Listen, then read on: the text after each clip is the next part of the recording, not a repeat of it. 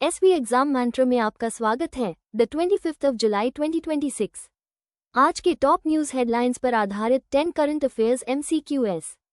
हर question का answer सोचिए, फिर फैक्चुअल एनालिसिस से वेरीफाई करिए। शुरू करते हैं।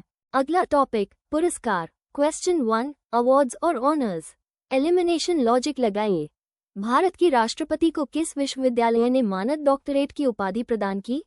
ऑप्शन अ बेबिस बोलाई विश्वविद्यालय, ऑप्शन बी बुखारेस्ट आर्थिक अध्ययन विश्वविद्यालय, ऑप्शन सी अलेक्सांड्रो योआन कुजा विश्वविद्यालय, ऑप्शन डी बुखारेस्ट विश्वविद्यालय।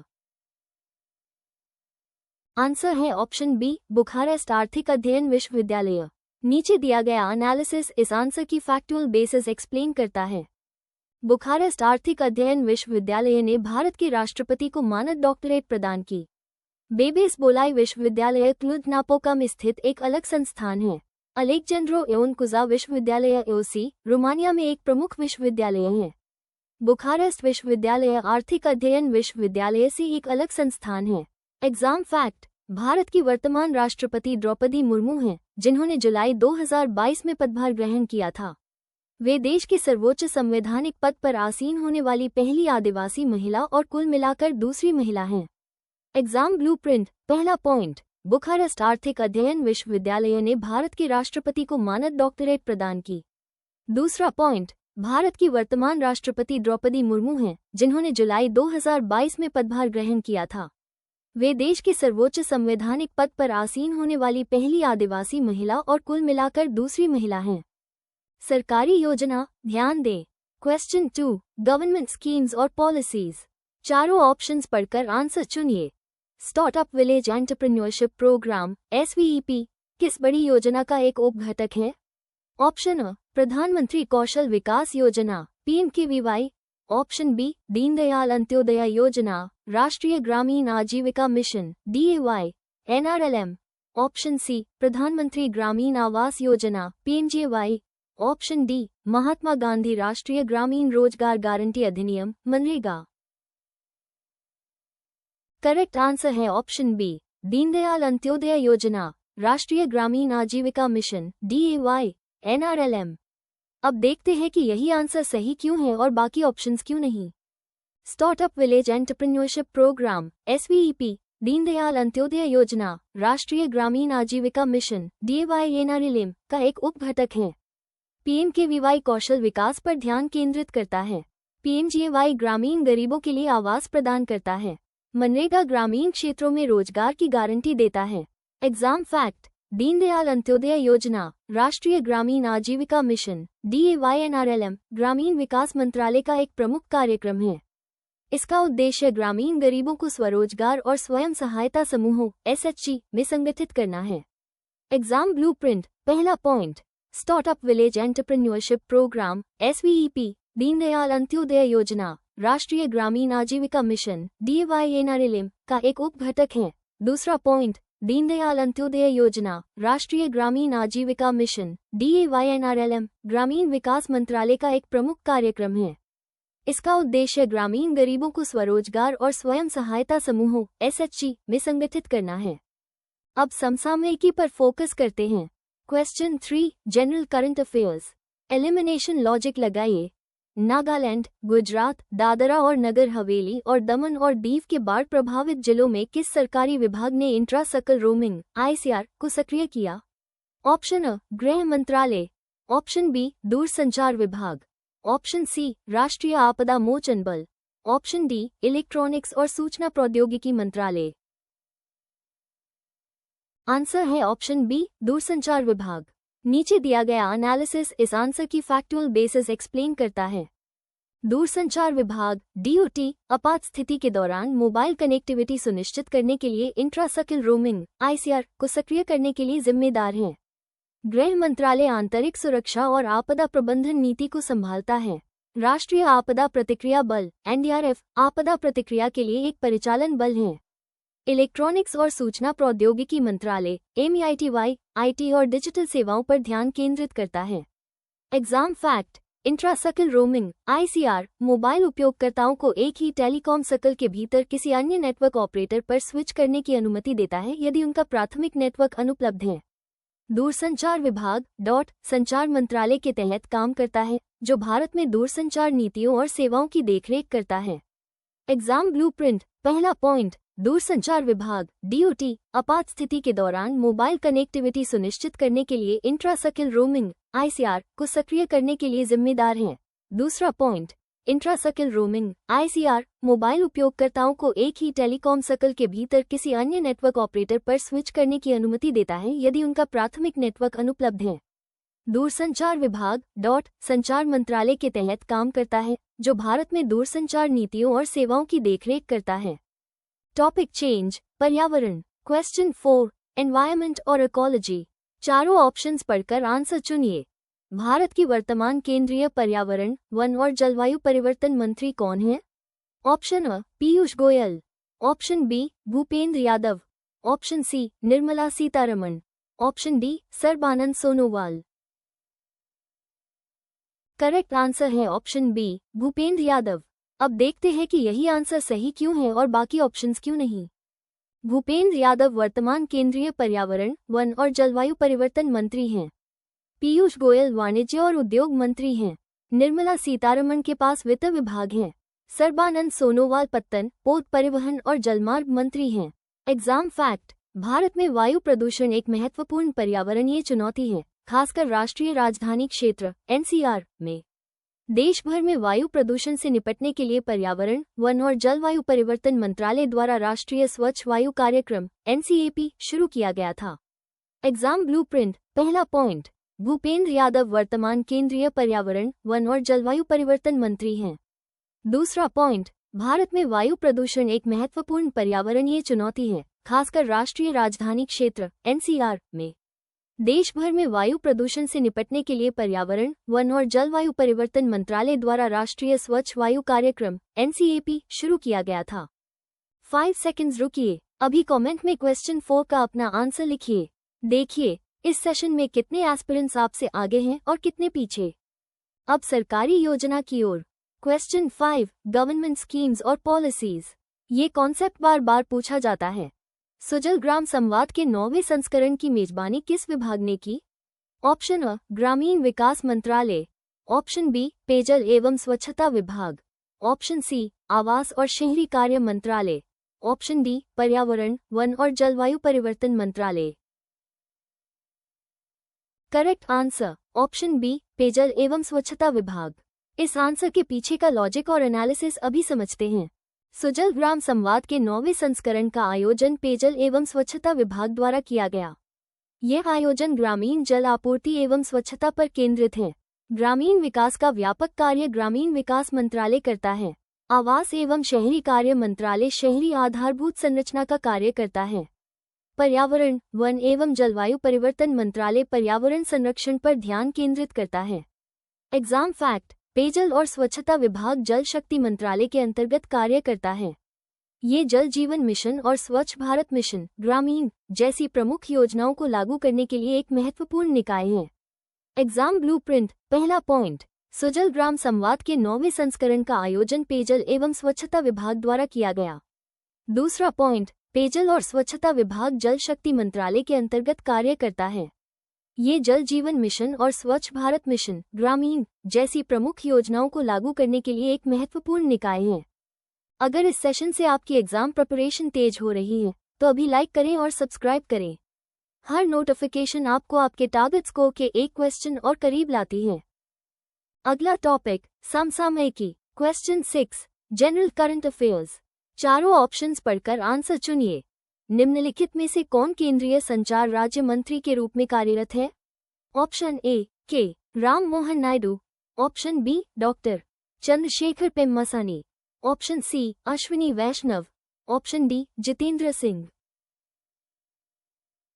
करेक्ट आंसर है option B doctor Chandrasekhar Pemmasani. अब देखते हैं कि यही आंसर सही क्यों है और बाकी ऑप्शंस क्यों नहीं। डॉक्टर चंद्रशेखर पेम्मासानी वर्तमान में केंद्रीय संचार राज्य मंत्री हैं। के राम मोहन नायडू केंद्रीय नागरिक उड्डयन मंत्री हैं। अश्विनी वैष्णव केंद्रीय संचार कैबिनेट मंत्री हैं। जितेंद्र सिंह विज्ञान और प्रौद्योगिकी मंत्रालय के लिए MOS स्वतंत्र प्रभार सहित विभिन्न विभागों को संभालते हैं। एग्जाम फैक्ट, संचार मंत्रालय भारत में दूरसंचार और डाक सेवाओं के लिए जिम्मेदार है। केंद्रीय संचार कैबिनेट मंत्री अश्विनी वैष्णव हैं। Exam blueprint. पहला पॉइंट, चंद्रशेखर पेम्मासानी वर्तमान में केंद्रीय संचार राज्य मंत्री हैं। दूसरा पॉइंट, संचार मंत्रालय भारत में दूरसंचार और डाक सेवाओं के लिए जिम्मेदार है। केंद्रीय संचार कैबिनेट मंत्री अश्विनी वैष्णव हैं। अर्थव्यवस्था। ध्यान दें। क्वेश्चन 7, इकोनॉमी और फाइनेंस। एलिमिनेशन लॉजिक लगाइए। कौन सा सरकारी कार्यक्रम अंतर्देशीय जलमार्गों के विकास सहित बंदरगाह आधारित विकास और तटीय कनेक्टिविटी पर ध्यान केंद्रित करता है? ऑप्शन अ, भारतमाला परियोजना। ऑप्शन बी, सागरमाला कार्यक्रम। Option C, Setu Bharatam. Option D, स्वदेश दर्शन योजना। आंसर है ऑप्शन बी, सागरमाला कार्यक्रम। नीचे दिया गया एनालिसिस इस आंसर की फैक्चुअल बेसिस एक्सप्लेन करता है। सागरमाला कार्यक्रम भारत सरकार की एक प्रमुख पहल है जिसका उद्देश्य बंदरगाह आधारित विकास को बढ़ावा देना और तटीय और अंतर्देशीय जलमार्ग कनेक्टिविटी को बढ़ाना है। भारतमाला परियोजना राजमार्ग विकास पर केंद्रित है। सेतु भारतम राष्ट्रीय राजमार्गों को रेलवे संपार से मुक्त करने के लिए समर्पित है। स्वदेश दर्शन योजना थीम आधारित पर्यटन सर्किट को बढ़ावा देती है। Exam fact. भारत में 111 नामित राष्ट्रीय जलमार्ग हैं, जिनमें से प्रमुख जैसे NW1, गंगा भागीरथी हुगली नदी प्रणाली, माल ढुलाई के लिए महत्वपूर्ण हैं। भारतीय अंतर्देशीय जलमार्ग प्राधिकरण IWI शिपिंग और नेविगेशन के लिए अंतर्देशीय जलमार्गों के विकास और विनियमन के लिए जिम्मेदार वैधानिक निकाय है। Exam blueprint. पहला पॉइंट, सागरमाला कार्यक्रम भारत सरकार की एक प्रमुख पहल है जिसका उद्देश्य बंदरगाह आधारित विकास को बढ़ावा देना और तटीय और अंतर्देशीय जलमार्ग कनेक्टिविटी को बढ़ाना है। दूसरा पॉइंट, भारत में 111 नामित राष्ट्रीय जलमार्ग हैं, जिनमें से प्रमुख जैसे NW1, गंगा भागीरथी हुगली नदी प्रणाली, माल ढुलाई के लिए महत्वपूर्ण हैं। भारतीय अंतर्देशीय जलमार्ग प्राधिकरण IWI शिपिंग और नेविगेशन के लिए अंतर्देशीय जलमार्गों के विकास और विनियमन के लिए जिम्मेदार वैधानिक निकाय है। 7 क्वेश्चंस हो गए। अब तक कितने सही? क्वेश्चन 8 से पहले अपना रनिंग स्कोर कमेंट में डालिए। 3 क्वेश्चंस बाकी हैं, स्कोर और बेहतर हो सकता है। अब अर्थव्यवस्था पर फोकस करते हैं। क्वेश्चन 8, इकोनॉमी और फाइनेंस। चारों ऑप्शंस पढ़कर आंसर चुनिए। किसने कहा कि खदान बंद करना भारत की चक्रीय अर्थव्यवस्था की ओर बदलाव में एक ऐतिहासिक पहल है? Option A, Nitin Gadkari. Option B, doctor Jitendra Singh. Option C, Piyush Goyal. Option D, Rajnath Singh. Correct answer है option B, doctor Jitendra Singh. अब देखते हैं कि यही आंसर सही क्यों है और बाकी ऑप्शंस क्यों नहीं। डॉक्टर जितेंद्र सिंह केंद्रीय विज्ञान एवं प्रौद्योगिकी राज्य मंत्री, स्वतंत्र प्रभार, ने खान बंद और भारत के चक्रीय अर्थव्यवस्था की ओर बदलाव के बारे में बयान दिया। नितिन गडकरी केंद्रीय सड़क परिवहन एवं राजमार्ग मंत्री हैं। पीयूष गोयल केंद्रीय वाणिज्य एवं उद्योग मंत्री हैं। राजनाथ सिंह केंद्रीय रक्षा मंत्री हैं। Exam fact. एक चक्रीय अर्थव्यवस्था एक आर्थिक प्रणाली है जिसका उद्देश्य कचरे और संसाधनों के निरंतर उपयोग को समाप्त करना है। ये पारंपरिक रैखिक अर्थव्यवस्था के विपरीत है, जो ले बनाओ निकालो मॉडल का पालन करती है। Exam blueprint. पहला पॉइंट, जितेंद्र सिंह केंद्रीय विज्ञान एवं प्रौद्योगिकी राज्य मंत्री, स्वतंत्र प्रभार, ने खान बंद और भारत के चक्रीय अर्थव्यवस्था की ओर बदलाव के बारे में बयान दिया। दूसरा पॉइंट, एक चक्रीय अर्थव्यवस्था एक आर्थिक प्रणाली है जिसका उद्देश्य कचरे और संसाधनों के निरंतर उपयोग को समाप्त करना है। ये पारंपरिक रैखिक अर्थव्यवस्था के विपरीत है, जो ले बनाओ निकालो मॉडल का पालन करती है। टॉपिक चेंज, अर्थव्यवस्था। क्वेश्चन 9, इकोनॉमी और फाइनेंस। एलिमिनेशन लॉजिक लगाइए। जिम्मेदार कर प्रशासन के 5 आर की रूपरेखा किसने तैयार की? Option A, Piyush Goyal. Option B, Nirmala Sitharaman. Option C, Rajnath Singh. Option D, Nitin Gadkari. Answer है ऑप्शन बी, निर्मला सीतारमण। नीचे दिया गया एनालिसिस इस आंसर की फैक्चुअल बेसिस एक्सप्लेन करता है। केंद्रीय वित्त एवं कॉर्पोरेट मामलों की मंत्री श्रीमती निर्मला सीतारमण ने उत्तरदायी कर शासन के 5 आर की रूपरेखा प्रस्तुत की। पीयूष गोयल केंद्रीय वाणिज्य एवं उद्योग मंत्री हैं। राजनाथ सिंह केंद्रीय रक्षा मंत्री हैं। नितिन गडकरी केंद्रीय सड़क परिवहन एवं राजमार्ग मंत्री हैं। Exam fact. केंद्रीय वित्त एवं कॉर्पोरेट मामलों की मंत्री श्रीमती निर्मला सीतारमण ने उत्तरदायी कर शासन के 5 आर की रूपरेखा प्रस्तुत की। Exam blueprint. पहला पॉइंट, केंद्रीय वित्त एवं कॉर्पोरेट मामलों की मंत्री श्रीमती निर्मला सीतारमण ने उत्तरदायी कर शासन के 5R की रूपरेखा प्रस्तुत की। दूसरा पॉइंट, केंद्रीय वित्त एवं कॉर्पोरेट मामलों की मंत्री श्रीमती निर्मला सीतारमण ने उत्तरदायी कर शासन के 5R की रूपरेखा प्रस्तुत की। अब अर्थव्यवस्था की ओर। क्वेश्चन 10, इकोनॉमी और फाइनेंस। ये कॉन्सेप्ट बार बार पूछा जाता है। Steel authority of India limited SAIL की स्थापना कब हुई थी? Option A 1964, option B 1956, option C 1973, option D 1980। Correct answer option C 1973। इस आंसर के पीछे का लॉजिक और एनालिसिस अभी समझते हैं। Steel authority of India limited SAIL को 24 जनवरी 1973 को निगमित किया गया था। ये भारत की सबसे बड़ी इस्पात बनाने वाली कंपनियों में से एक है। विकल्प ए 1964 गलत है, विकल्प बी 1956 गलत है, विकल्प डी 1980 गलत है।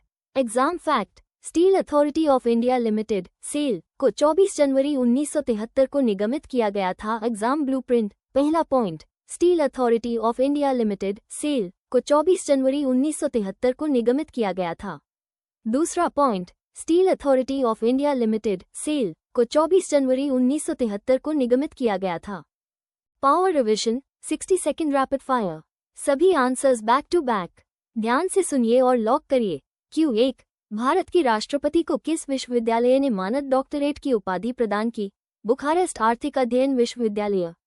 Q2, startup village entrepreneurship programme SVEP किस बड़ी योजना का एक उप घटक है? दीनदयाल अंत्योदय योजना, राष्ट्रीय Gramin Aajeevika mission DAY, NRLM।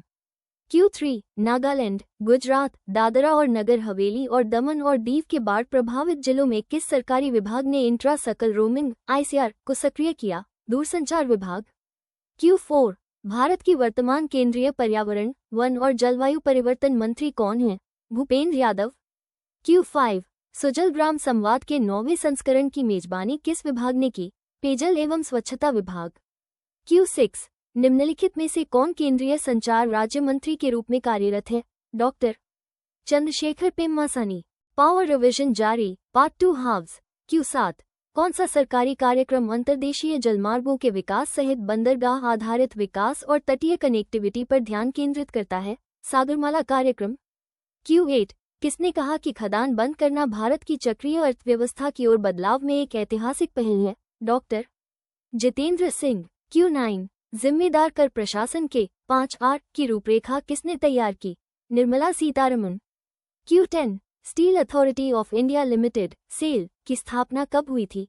1973। Power revision complete. जिस आंसर में डाउट था उसे एग्जाम से पहले एक बार और देखें। आज का डेली अमोल लोड हो गया।